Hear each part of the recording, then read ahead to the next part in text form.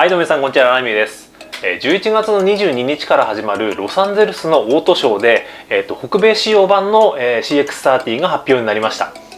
で、北米仕様の CX30 は日本仕様の CX30 とはまたちょっと仕様が変わっていてですね、いくつかの機能追加が施されています。その中でも私が一番気になった部分っていうのが、車載の Wi-Fi 機能が CX30 に搭載されているという部分です。もちろん北米仕様なので英語で記載されているマツダの公式のホームページから少し引用させてもらいますが、ベライゾンを搭載したマツダコネクト 4G LTE Wi-Fi が利用可能です。これちょっと直訳なんですけど、でその後は毎月のサブスクリプション料金が適用されますというふうにGoogle の直訳だとこういう解釈になるんですが、これどういうことかっていうと、CX30 に乗りながら Wi-Fi 機能を自由に使える環境っていうのがとうとう整ったということなんですね。で、ベライゾンっていうのはそのアメリカの中でも一番契約者数を、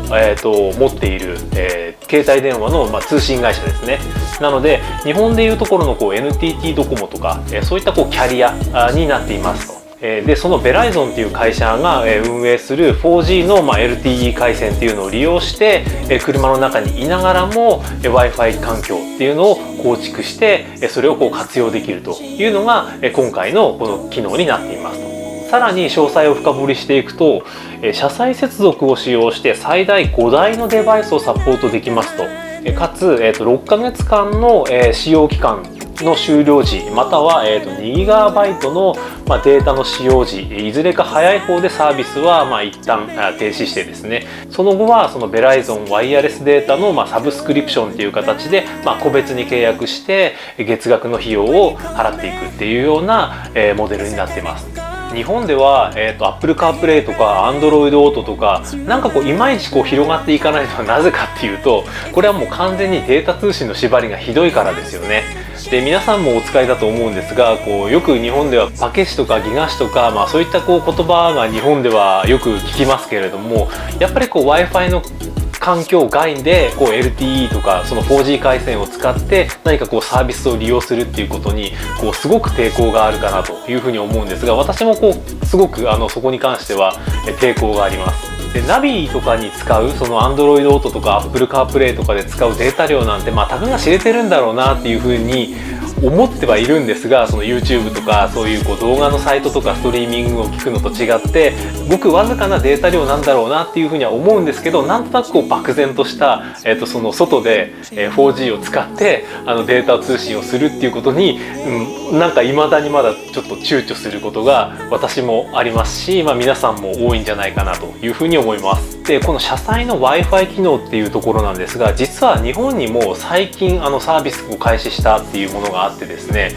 皆さんご存知ですかね、ドコモのドコモインカーコネクトっていうサービスなんですけど、これサービス内容は結構良くて私も使ってみたいなっていうふうに思うくらいなんですが、ちょっと詳細を確認すると利用日数に合わせて利用料金を払うと。で、1日24時間だったら500円で365日だったら1万2000円みたいな形で、こんな感じで料金が決まっているんですが、すごいのが LTE 回線が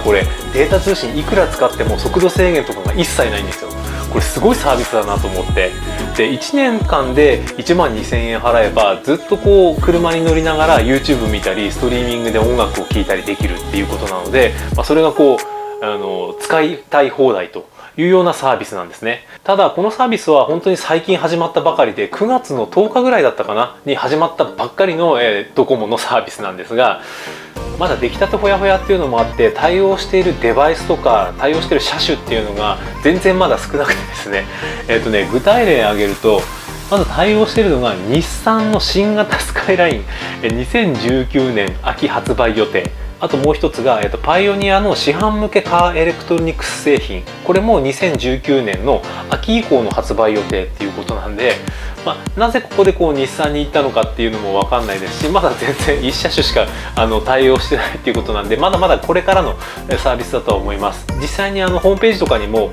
これから順次対応車種とかを広げていくし、使えるデバイスっていうのも広げていきますっていうことなんですが、おそらくカーナビの中にそういう LTE だったりとかそういう通信機器っていうのをもう最初から組み込んでしまうっていうようなタイプのサービスだと思うんですが、これが広がっていって、マツダとかの車種にもこう水平展開されていくっていうような状態になれば、これかなり面白いサービスなんじゃないかなというふうに思います。で何よりもいろいろ制約はあるかもしれないんですが、12,000円で1年間ずっとっていうのが結構熱いサービスなんじゃないのかなっていうふうに思います。特にちっちゃいお子さんとか、いらっしゃる方なんかは後席でずっとこう YouTube とか Hulu とか Amazon プライムを使ってこういろんなサービスをずっと使い続けることができるので、もちろん LTE の回線なので山道とか県外っていうのはちょっと弱いかなっていうふうに思うんですが、ちょっと気になる方は、ドコモインカーコネクトっていう、キーワードで調べてみると、詳細がもうサービスにされてますので、わかると思います。はい。で今でもポケット Wi-Fi とかを車に載せることによって、似たようなこう用途で代用できそうかなっていうふうにも考えたんですが、そこでこうネックになってくるっていうのが動作環境になってくるんですね。でポケット Wi-Fi だと、その機材本体ですね、本体自体がその車の中って夏場はめちゃめちゃ温度上がるし、50度近く上がる時もあるでしょうし、冬場はもう本当にマイナスになるっていうこともあるでしょうから、その動作環境がそもそもそのポケット Wi-Fi の本体が対応する保証外のものになってしまったりだとか、環境温度にその機材がついていかないっていうのが今のところのその物理的なネックになってるかなというふうに感じます。でそれ以外にもこう電源とかっていうのがこう車のエンジンと連動しなかったりするので、もう単純にポケット Wi-Fi 持ってきただけなんで、その辺の部分がどうしてもこう後付け感出てきますし、利便性としてちょっと微妙かなっていったところで、この辺がこううまく乗り越えることができれば、格安 SIM とか今たくさん出てますし、なんかこう疑似的に車内の中で、Wi-Fi 環境を整えるっていうのが可能なのかなっていうふうに思うんですが、まだちょっとなんか想像しがたいというか、あまり一般的じゃないかなっていうふうに思います。というようにですね、日本でも、こういったこう進化を受けてですね、もう徐々にもう車とインターネットっていうのがもう常時接続されていくっていうような時代にもう入りつつあるのかなというふうに感じています。昔と比べてもう今車にこう求められているものってもうどんどん進化して変わってきてると私個人的には思っていてですね、その静かに走ったりとか、遠くにこう移動するためのツールだったり燃費が良かったりっていうのはもう車としては当たり前っていう風にもう皆さん思い始めてきていて、エンジンのこう出力どれぐらいこうスピードが出るとか何馬力あるとかトルクがどれぐらいあるとかっていうようなスペックよりも、この車をこう購入することによってどういう体験ができるのかとかっていう部分が今、ユーザーが一番こう期待して求めている部分なのかなというふうに思っています。Wi-Fi 環境なんかもその中の一つになると思うんですが、これ極論なんですが、これからその自動車を使っていきたいと思わせるこうユーザー層を増やしていくためにどういうことをすればいいのかっていうと、もうこれ極論なんですが、いかにこう自分の部屋にいる環境と変わらない状態を外で再現できるかっていうところに尽きるのかなと個人的には思っています。でぶっちゃけそのいい車の定義っていうのがもうここ数年でもう大きく書き換わっているもう大転換期を今迎えているのかなと。なのでこれまでの従来の車に求めていることをこれからも要求していく層っていうのと、これからは車の機能っていうのはもうベーシックで当たり前のものとして、そこからさらに付加価値をどれぐらい乗せられるのかっていうのに興味がある層っていうのが、それぞれニーズとしてあってですね。でこの2つのニーズっていうのを、どうバランスよくまとめていくのかっていうのが、これからの、自動車産業が、どちらの方に進んでいくのかっていうのはものすごく興味があるし、マツダっていう、一つのメーカーがどういうふうにこう、その